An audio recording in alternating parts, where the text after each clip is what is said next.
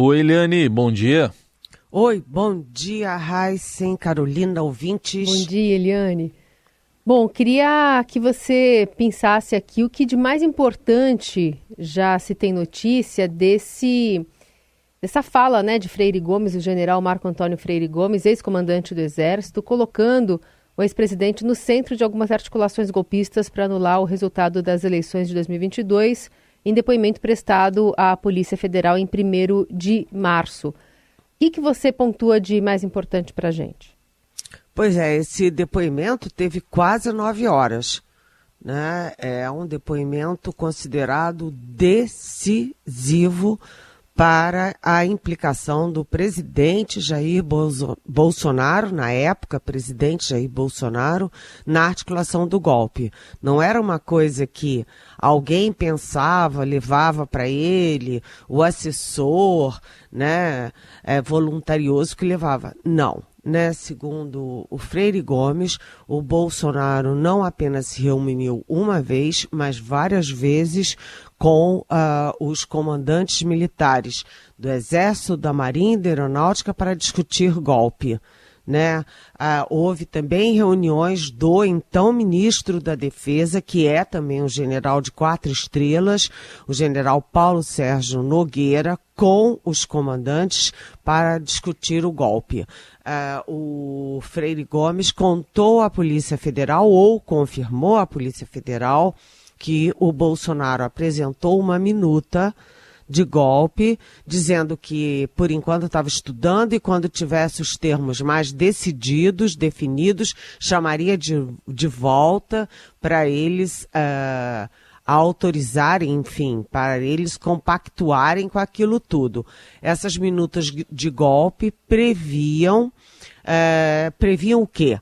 Previam o fechamento do Tribunal Superior Eleitoral, com a criação, a decretação de estado de sítio, estado de defesa, né, para que o então governo criasse uma comissão interventora no TSE com militares e civis para confirmar o que não era confirmável, né, que havia fraude nas urnas eletrônicas e, portanto, anular a eleição democrática de Luiz Inácio Lula da Silva. O general também deixou claro que ele e o comandante da Aeronáutica, que era o Brigadeiro Batista Júnior, não compactuaram. Já o comandante da Marinha, o almirante Almir Garnier, botou as tropas a favor do golpe, ou seja, colocou as tropas à disposição do golpe que o presidente queria dar, né? Além disso, né, o Freire Gomes também disse que avisou para o presidente, para o então presidente Bolsonaro. Olha, isso aí tudo significa uma responsabilização, ou seja, isso aí é um crime, são crimes e isso é uma responsabilização. Bem, foi premonitório porque agora o Bolsonaro está respondendo por esses crimes e, olha, crime de golpe, né, de ataque violento à democracia pode chegar a 20 anos de pena. Né? Por último, é importante também no depoimento dele dizer que o então ministro da Justiça, Anderson Torres, com quem, aliás, foi encontrada a minuta de golpe, né? E ele é um delegado de carreira da Polícia Federal, pois é, que ele, Anderson Torres, era uma espécie de consultor jurídico para os textos, para, enfim, o embasamento, aspas, legal do golpe de Estado. Então, Freire Gomes contou tudo o que sabia, né, contou as reuniões, disse que as reuniões eram no Palácio da Alvorada, na residência oficial do Bolsonaro. Isso aí tudo, gente, não é engraçado e não é superficial, é bastante grave, é gravíssimo e está registrado, inclusive, para a história brasileira. Vamos continuar acompanhando, né? Muito grave mesmo. Eliane, mudando de assunto, ontem o presidente Lula reuniu alguns ministros, ele está de olho na popularidade e também na questão que envolve, uma das questões envolvendo a popularidade, que é a inflação dos alimentos. Caiu a popularidade do presidente e a gente vai colocar uma fala para você ouvir e comentar também, porque além disso o presidente vai chamar representantes de 5 setores da agropecuária, entre eles já definidos fruticultura, cafeicultura, a própria pecuária, a partir da próxima semana, para conversas lá no Planalto. Esse movimento ocorre no momento de alta da inflação do Grupo Alimentação e Bebidas, nos meses de janeiro e de fevereiro. Isso preocupa o governo e atinge, claro, diretamente os mais pobres. E o broadcast político do Estadão chegou a mostrar que o ministro da Agricultura, Carlos Fávaro, diz que ainda não estão no radar medidas excepcionais, mas por enquanto ações estruturantes para as próximas safras. A gente vai ouvir o que disse o ministro. Estamos atentos também, se essas medidas estruturantes e os preços não abaixarem, nós podemos tomar outras medidas governamentais que será estudado pela equipe econômica. Bom, e aí, Eliane, como é que isso está mexendo com o governo? Pois é, na semana passada, as 3 pesquisas que foram divulgadas, todas 3 comprovaram queda de popularidade do presidente Lula. Né? Então foram a pesquisa Quest, a pesquisa IPEC e a Atlas, todas 3 na mesma direção, queda de popularidade, queda de avaliação. E aí o ministro da articulação política, que é o Alexandre Padilha, botou a turma dele no sábado e no domingo passado para mergulhar, né, nas pesquisas e olhar exatamente o que está acontecendo, onde é que está pegando, né? E foi com base nesse trabalho, né, que inclusive foi discutido até tarde na segunda-feira pela equipe do Padilha com o próprio Padilha, que o presidente Lula convocou essa reunião de ontem para discutir inflação de alimentos e convocou também a reunião ministerial da próxima segunda-feira. Bem, por enquanto está tudo centrado na questão dos alimentos. E isso deixa 2 dúvidas para a gente. Primeiro, foi só alimento mesmo? O governo se baseia nos segmentos onde a popularidade caiu. Por exemplo, caiu no Nordeste. E caiu entre as mulheres, que é quem faz compra, quem sabe o preço de alimento, né? Basicamente, principalmente. Mas foi só alimento? Foi só a inflação? Ou há também outras questões, como, por exemplo, a interferência política na Petrobras, na Vale do Rio Doce, porque além de aparecer nas pesquisas, a queda de popularidade aparece também nas conversas da classe média, né? Os meus amigos, né? Parentes, todo mundo perguntando, o que está acontecendo com Lula? Lá no Congresso, todo mundo, o que está acontecendo com Lula? O intervencionismo. Ontem saiu uma notícia péssima para o governo, né? Que o Brasil precisa de investimento externo. Isso é uma unanimidade. O Brasil precisa de investimentos externos. E além dos investimentos estarem caindo, os investidores estrangeiros retiraram da Bolsa Brasileira 23 bilhões de reais só esse ano. Então, isso é uma reação à atitude intervencionista do Lula.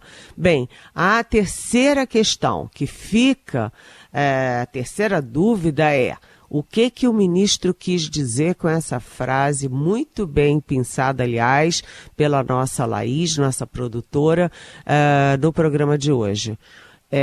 O ministro quis dizer o seguinte: olha, a culpa foi do clima, a inflação dos alimentos se deve a isso, a agricultura sofreu muito, mas agora vai melhorar, vai dar jeito, tal. Agora, se não der jeito, né, outras medidas governamentais serão colocadas. E aí qual é o pavor? O pavor é que haja também uma tentativa de intervenção no preço de alimento. A gente já viu isso mais de uma vez no Brasil e não dá certo. Intervenção artificial e política em preço de qualquer coisa, inclusive de alimento, não dá certo. Então, vamos ver como é que o governo vai tratar a questão da inflação, a questão dos alimentos e a questão também da intervenção, e tudo isso refletindo, claro, na popularidade do presidente. Vamos acompanhar, mas demonstra pelo menos essa preocupação, né? Que seja pela real questão do preço mais elevado, que seja pelo que espelha as pesquisas, as últimas pesquisas em relação à popularidade do presidente. Falar agora a respeito dessa novidade, no caso Marielle Franco, que no dia em que completaram 6 anos do assassinato da vereadora e do motorista Anderson Gomes, a apuração sobre o crime foi transferida para o Supremo Tribunal Federal, investigação que vinha tramitando no Superior Tribunal de Justiça. Essa remessa, então, foi feita pelo STJ.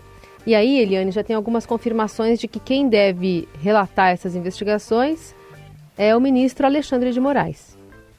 Pois é, o então ministro da Justiça, o Flávio Dino, ele tinha assim um compromisso, uma convicção de que ele iria concluir essa investigação sobre a morte da Marielle e do Anderson antes de sair do Ministério da Justiça.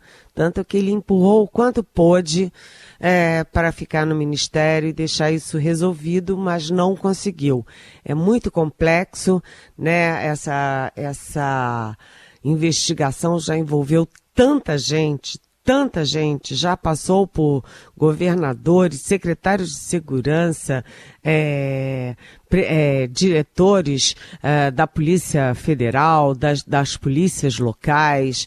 É um empurra muito, muito grave, mostrando que a coisa tem, sabe, que não é um crime, vamos dizer, trivial como é a criminalidade no Rio de Janeiro. E agora, quando sai do STJ e vai para o Supremo Tribunal Federal, isso tem um motivo. É que um dos investigados tem foro privilegiado. Né? O que significa isso? Que um dos investigados ou é deputado federal, ou é senador, ou é ministro de Estado, ou é embaixador, enfim, é uma autoridade do próprio Judiciário Federal. Então, só vai para o Supremo quando tem alguém com foro privilegiado. E foi, portanto, para o Supremo, agora ganha outro ritmo e olha quem é que vira o relator, o Xandão. O Xandão que tem milhões de coisas já para cuidar, mas que é assim, rápido no gatilho, né? O Xandão, quando cai na mão dele, anda. Então, a gente tinha 2 interrogações no caso da Marielle. Primeiro, quem matou Marielle Anderson? Segundo, quem mandou matar, né? Segundo, por quê? Agora nós temos uma terceira. Quem é essa pessoa com foro privilegiado que está sendo investigada? Gente, esse crime é de uma gravidade enorme, mexe com a sociedade brasileira e inclusive com a imagem do Brasil no exterior. Certamente. A gente aproveita para encaixar também uma pergunta para você, Eliane, que chegou do ouvinte Mariá. Vamos ouvir o que diz a Mariá. O caso de Marielle, o caso de Mossoró são exemplos recentes que continuam demonstrando que a gente precisa fazer mais para resolver os casos policiais quando eles acontecem. É frustrante, né, para as pessoas que ficam, parentes, amigos, família, e a sociedade como um todo. Nós, cidadãos, estamos sempre desprotegidos, né? Agora, me parece que apesar de ter uma inteligência incrível em alguns segmentos da polícia, no dia a dia a gente não vê quase solução de caso nenhum. Você acha que isso está associado à falta de estrutura ou à falta, muitas vezes, de inteligência para buscar as soluções e as respostas? Eliane? Olha, Maria, primeiro, muito bem-vinda. A gente gosta muito quando você participa aqui com a gente. Segundo, é o seguinte, a gente sempre fala, né, que o crime organizado está ganhando essa guerra com o Estado brasileiro. O crime organizado é muito poderoso no Rio de Janeiro, está incrustado em todas as instituições, no judiciário, no legislativo, no executivo, nas grandes empresas, né? O crime organizado já está em todos os estados, está inclusive por trás da fuga de uma penitenciária de segurança máxima lá em Mossoró, né? E toda a estrutura estatal corre atrás do prejuízo, mas corre muito mais devagar do que se gostaria. Você sabe, Maria, que a taxa de resolução de assassinatos no Brasil em 2021 né, foi de 35%. O mundo todo tem uma média de solução de crimes de morte, uma média de 63% no mundo. E no Brasil, isso foi de 35% em 2021. Ou seja, é um misto de problemas. Falta gente, falta estrutura, falta inteligência, falta equipamento, né? E o principal é que o crime está muito poderoso, muito forte. Então, isso é muito grave e o pior, acontece só com o caso da Marielle, que é tão, né, doído para nós todos, mas também, imagina o crime de uma família pobre que perde sua criança, que perde seu pai de família num tiroteio absurdo tal. Aí mesmo é que não tem solução, aí mesmo é que não tem empenho para descobrir. Olha, é muito triste, Maria.